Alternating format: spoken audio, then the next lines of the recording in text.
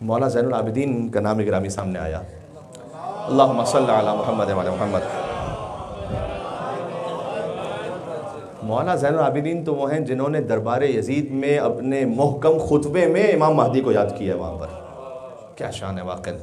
فرمایا کہ اوتینا ستن وفضلنا بسبعن، اللہ نے ہمیں 6 فضائل عطا کیے اور 7 وہ ہستیاں عطا کی ہمارے خاندان میں کہ جو اور کسی خاندان میں نہیں ہے. فرمایا جو ہمیں اللہ نے عطا کیا العلم والحلم والسماحہ والفصاحہ والشجاعہ والمحبہ فی قلوب المؤمنین. اللہ نے ہمیں علم دیا ہے، اس کے ساتھ حلم صبر دیا ہے، فصاحت دی ہے، شجاعت دی ہے، سماحت کا سادہ ترجمہ ہے سخاوت، ورنہ سماحت کی جو گہرائی ہے وہ کچھ اور ہے.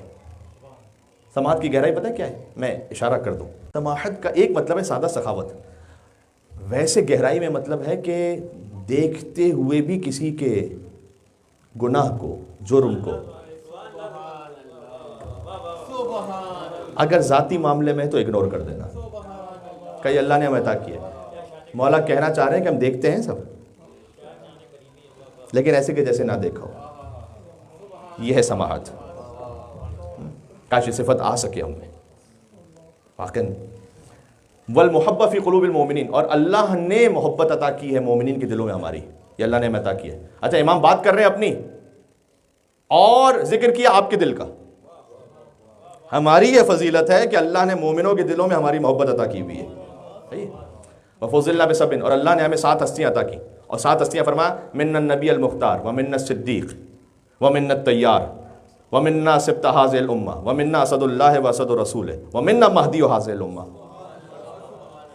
نبی مختار ہم میں سے ہیں، صدیق ہم میں سے ہیں، جعفر طیار ہم میں سے ہیں، اس امت کے 2 نواسے حسن حسین ہم میں سے ہیں، اسد خدا اور اسد رسول حضرت حمزہ ہم میں سے ہیں، اور مہدی و حاصل امہ اس امت کے مہدی ہم میں سے ہیں. یہ امام سجاد نے خطبہ دیتے ہوئے اپنا تعارف کروایا. فرمایا زمین قیامت تک خدا کے وجود سے خالی نہیں ہوگی. پھر فرمایا اگر اللہ کی حجت نہ ہو زمین پر تو اس کی عبادت نہیں کی جا سکتی.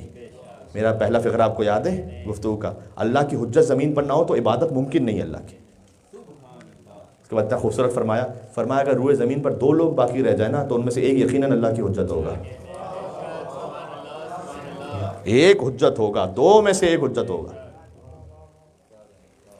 مولا باقر العلوم کے نام پر ایک صلوات بھیجیے گا محمد و آل محمد پر.